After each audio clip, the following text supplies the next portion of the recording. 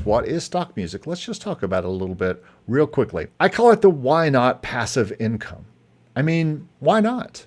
Especially if you are not doing sync licensing, or even if you are doing sync licensing. I'm doing sync licensing. I'm focused on it. It's 80% of what I'm focused on, not just with my music, but with other partners and libraries. I am working specifically for them. That's what I do. I am talking about this today because people keep asking me about it, and I wanted to have a place for them to know what is going on in 2025. And I still think it's a place that you should do if you have some songs and you're trying to dip your foot into the music licensing space. I think stock music is great for that. I think it is perfect for that. If you're a beginner, if you're just starting, I think stock music licensing is the place that you should be.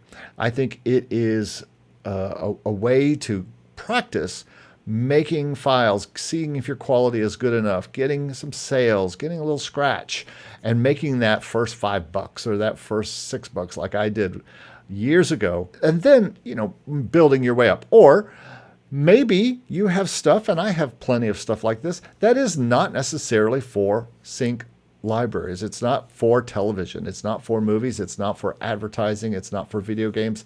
It's better used. And what stock libraries are for, what's in stock? Well, usually what's in stock music libraries are songs for people to use in their YouTube videos. These are for music. This is music for video editors, is what Eric's trying to say. Also, this is music for presentations and music for everything else. There are lots of people who go to these stock sites for different uses for events, church services and school events and all sorts of things. People are making presentations for school or for college courses or for meetings, and they need music to put behind their videos. And they go to these stock sites like Pond5, like Motion Array, and they have a subscription. I have a subscription to Envato Elements, and I use that to get video clips, to get graphics, to get lots of things for the videos that I do for my different clients, especially music videos and or lyric videos and all that kind of stuff. I use it quite a lot. And so, but there are other people, maybe they are video editors. They do all the video stuff. They have all the animations. They do all that kind of stuff, but they need music. And that's what stock music licensing sites are for.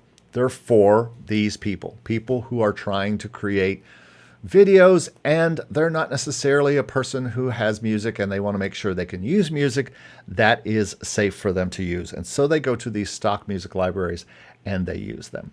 So that's what stock music is. Worth it. Is it still worth it in 2025? Well, I think you should do it if it's a side hustle.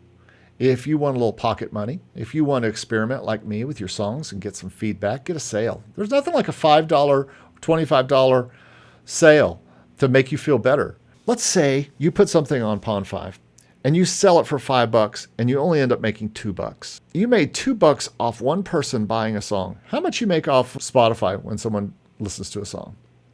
Do you know? Well, it's pieces of a penny.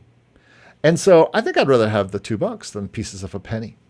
And if you can get lots of those $2, you can probably make way more in Pond5, even just Pond5, than you'd make in something like Spotify. It's monthly money. Why wouldn't you want monthly money? Why wouldn't you want to have $18,000 in 2024 like Wolfgang had? There's really not a competition or a versus. I've got stock versus sync in 2025. I say, why not both? I absolutely say both, because there's going to be music that's better for sitting behind YouTube videos, and there's going to be music that's better for sitting behind TV shows and films and for advertising. I've said this for years, not just both, but everything.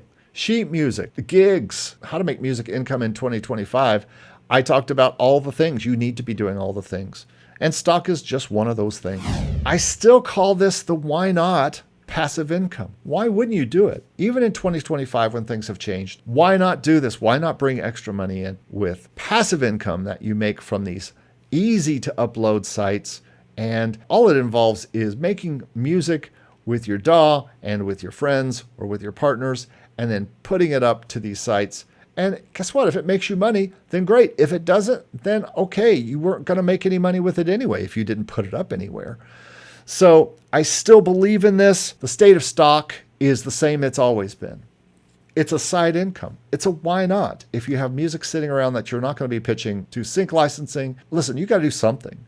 And I think there still is the ability to make music income from stock music licensing in 2025. I am not a cheerleader saying this is your ticket, okay?